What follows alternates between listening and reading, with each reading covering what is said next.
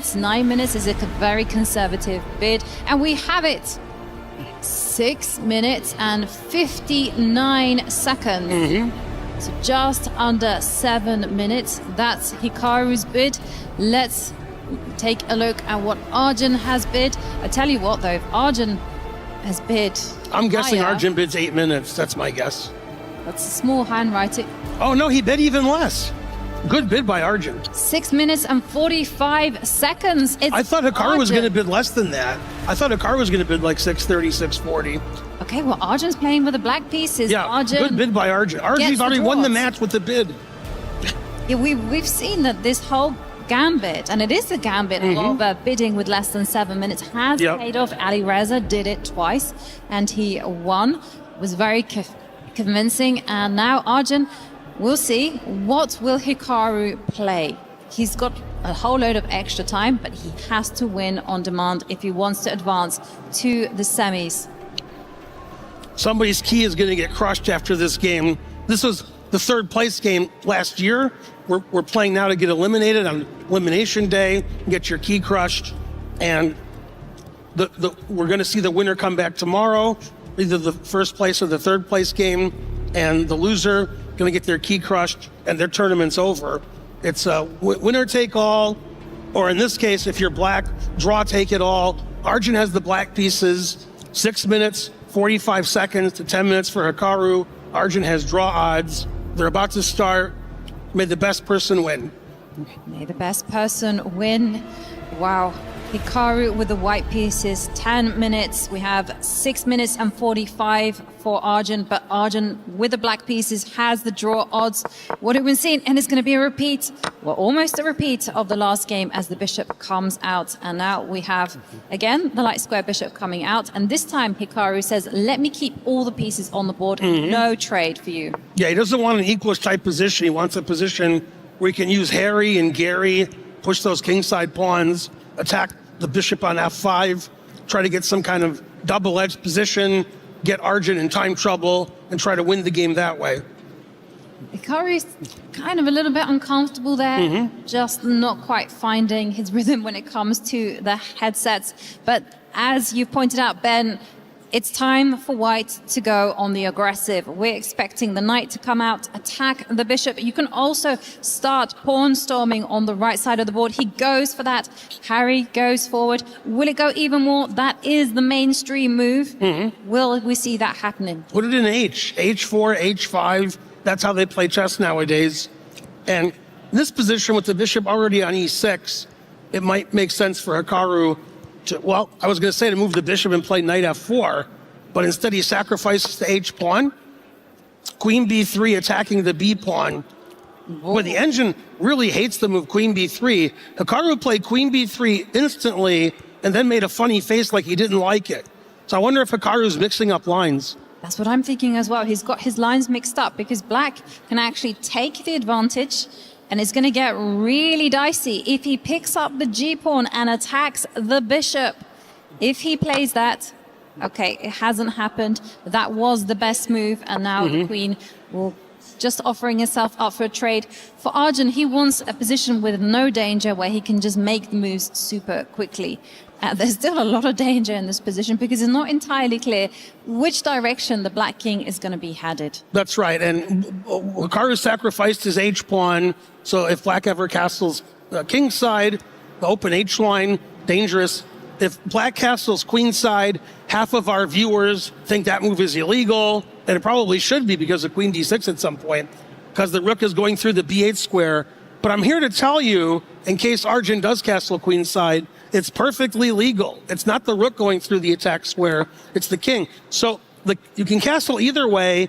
You can't do it now because your knight on e7 is attacked. And Arjun wants to trade queens. He is up a pawn, wants to play queen b4. Hikaru's queen is almost trapped over there on a3.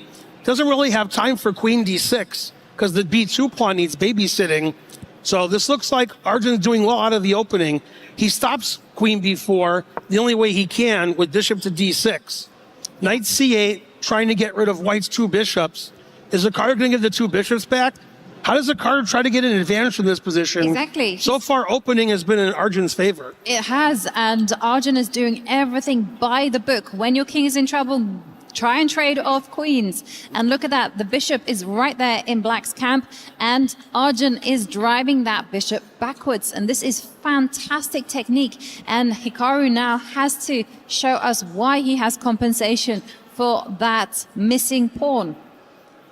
It's not going to be easy. I mean, is he going to go on the offensive, move the knight, attack the queen? He goes castles. He castles queenside, but you can just simply take that bishop, get rid of that horrible piece, and then you can even castle yourself, or you can try and drive out that queen. Yeah, this doesn't look like Hikaru has enough compensation for a pawn.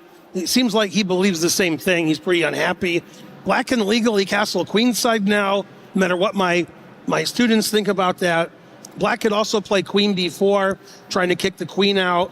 I don't see enough compensation for white for the missing h-pawn. So it looks like Arjun's doing really well. The best Hikaru could hope for is to get an equalish kind of position, but he's still going to be down a pawn, and he has to give the draw odds. Hikaru needs to win. Hikaru has to win. You know, there's no doubt about it.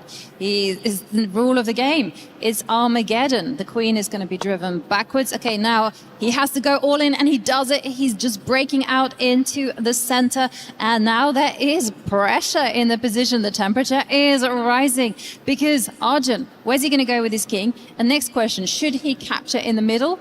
I don't think so. That's simply going to be improving the white knight. So instead, I think that now is the time to take it easy. Oh, there's no take it easy move, Ben. No, there's not. Yeah, Arjun never takes it easy anyway. The only thing he takes it easy with is his heart rate. When he's playing chess, he likes to play the most tactical, complicated line that he's calculated, as Hikaru likes to do now too. I think Hikaru did a good job after misplaying the opening of trying to get some position where he has compensation for a pawn. Arjun leaves his rook on h8, since white has the rook on h1 on the open file. He's going to put his king on g7, get his queen rook over to the center, and say, okay, Hikaru, I'm a pawn up. I got draw odds. What you got? Yeah, and he has one thing. He's got pressure down the E line. It's going to be the knight jumping in. The rook is going to come up and line against the bishop. That is Hikaru's target. That is the spot. And suddenly there is a big trouble on the horizon for Arjun as he has to navigate that. Maybe he can step up with his king, cover some weak points, and the black knight can go on the defensive. He goes for it. Oh, this is getting ropey. It's not the kind of position you want to be playing as black. Feeling the pressure, and your clock only 4 minutes and 10 seconds. No, the first 10 moves of the game, advantage Arjun. The last 5 moves of the game, advantage Hikaru. He's getting counterplay. His lead on the clock is becoming imminent. He's looking really good. He's got pressure against Arjun's king. All 3 results are possible. Very interesting Armageddon type of game. Hikaru knew when he was down a pawn, he had to do something crazy to get compensation. Queen f6, the engine hates it. It says Hikaru is close to winning now by just taking the bishop on e6 and attacking the black king. Yeah, but that's such a computer move. Knight takes bishop is definitely seeable, but the whole aspect that this rook landing on the 4th row, protecting everything and getting ready to harass the black queen, that is deep. That is so deep. I'm not sure that Hikaru is going to go for it. He's thinking, shall we show exactly why it's so good? Yeah, let's have a look at what can happen in this game. White can play knight takes e6, rook e4, defending the pawn on d4 from the queen's attack, preparing to double rooks on the e line, and also rook f4 attacking the queen. So I'm going to make some random moves to show you one of the tricks that we have. If he plays queen e7 here, sometimes we can sacrifice on g6 or h7. The engine says rook g4, for example. White has tremendous pressure on black's king. White's threatening rook takes g6 check, winning immediately. Let's blunder with knight f6. I was blundering before these players were born. I know how to blunder. And white finishes in a checkmate, and Arjun's key would get crushed. So black has to defend. He doesn't have a lot of time on the clock. He has to play knight f8. And will Hikaru see this, doing the rook lift and attacking? And he doesn't. instead of moving the rook up and doing a rook lift attacking g6 and e6, he moves his queen up to c7, attacking on the left side of the board. And that was supernatural, I gotta say, you know, jumping in with the queen, lifting up with the rook, inviting everyone to the party. Well, that's just something that the all-seeing eye, the computer, is very capable of finding. For us humans, a little bit more tricky. You need a bit more time on the clock. But as the rook comes to defend, well, now Hikaru has found a target, and it has the name of the e-pawn. And how is Arjun gonna defend that one? It is falling apart for Arjun. Yeah, e6 is hanging, the knight on d7 is pinned, b7 pawn is hanging, the black king on g7 is permanently under attack. Advantage Hikaru. Hikaru not only winning on the board now, still has a big time advantage. Hikaru outplaying Arjun this game. The pressure is getting to Arjun. His heart rate's already above 70. Amazing. Yeah, exactly. Arjun now on the brink because he cannot defend that pawn on e6. But look at that. That pawn was the only blockader of the rook on the e-line, and things are going from bad to worse as we are seeing that the white rook can slide over, attack the queen. You do have to calculate what's going to happen after some checks, but it is now all systems go for Hikaru. Can he do it? Can he find the right continuation? He does. He does. Rook d1. He finds it. Okay, now the only thing for Arjun to keep prolonging the game is to give a check to the white king. And you see, Hikaru, before he became one of the world's defensive players, he was one of the world's best attackers. And here, this is him in his element. Give a check. King hides to the corner, and now the pressure is on how to defend that knight. If you go rook takes bishop, you're giving up the rook. He has But to he do has this. to do it. He has to give an exchange away. And now Hikaru has a winning material advantage. But it's only a small material advantage. It's a rook for a knight and a pawn. Problem is, black's king is just really badly placed. Hikaru consolidating, defending his f-pawn, wants to play queen h6 check and bring the other rook to d8 to continue the attack. Arjun prevents queen h6 by playing h5. And if somehow Arjun can trade queens, he might have some drawing chances in the endgame. But even the endgame is losing with the rook being better than the knight. So winning material advantage for Hikaru, winning on the clock, and so far looking like Hikaru might go through to the next round. Exactly, and Hikaru on the cusp of eliminating Arjun Erigaisi, again with fantastic technique, swapping off rooks. And we're seeing Arjun just has to roll the dice, just hope for the best, advancing the kingside pawns. And now the king is just going to step up. Arjun, if he can survive, it's going to be all about trading off queens. Yeah, the one bad thing about Arjun's position, other than he's losing on the board, is because of the bid, his clock situation is really poor. He does have draw odds. So the game's not over. King A1, Hikaru tucks his king away. Arjun's king looks relatively safe now behind all of his pawns. And the question is, how does black break through? How does white break through? Will Hikaru trade queens and move his rook to the 7th, or keep the queens on because black's king is on g6? I think he's going to keep the queens on. Exactly. You always judge whether you want to be trading off queens depending on king safety. Black's king not safe at all. So look at this lovely move, eyeballing the pawn on b7, and that's it for Arjun. He has to, again, take a decision where to go. The problem is that the rook is so mobile. This position is so open. The rooks and queens, they are in their element. The queen steps up. And now what's to stop the rook coming up? Get the rook onto the 7th. I want to take on b7. I like taking on b7. No, he doesn't do either one. Okay. Repeats the position, but just one time. Just one time, and he improves the queen a little bit more. Yeah, I don't know why he didn't take the pawn on b7 or come up with the rook, but he starts to just get those pieces into their prime squares. Queen has to move, and Hikaru better be careful. There's perpetual checks against his king. His king is getting pretty closed off. yeah. So Hikaru has to be careful. Hikaru with 3 minutes on the clock. Arjun only 1 minute and 12. Anything can still happen. Hikaru should win, but he still has to have good technique. Arjun's not making it easy, Ovi. No, he's not making it easy, and at least he gets in a check and comes in with the king. And suddenly, this is not as easy because knight is the king's best friend. And hell, look at this. Beautiful, beautiful stuff there from Arjun, sidelining the white rook. And now I feel like Hikaru has to start all over again. No, he's making faces like he doesn't like what's going on. No, I can understand that. Because there's also the queen is going to drop up. Whoa, I've never seen that. That's such a gutsy move. Coming in with It doesn't like it, but we like it. The king goes to G3.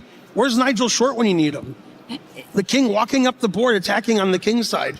So black is playing on both sides of the board. The king wants to go to G3 and take the G2 pawn. The queen wants to go to C4 and get perpetual check. Hikaru has to stop everything.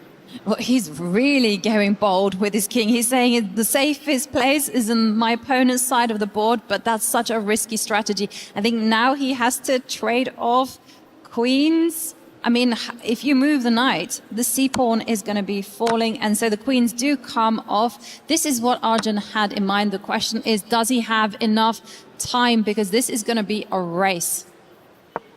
To move the knight, you can take the pawn, and then you're going to have to take the pawn on a4. So black's pawns are going to be disappearing from the left, and it's going to be all about the h-pawn for Arjun. So exciting here. 43 seconds for Arjun left on the clock.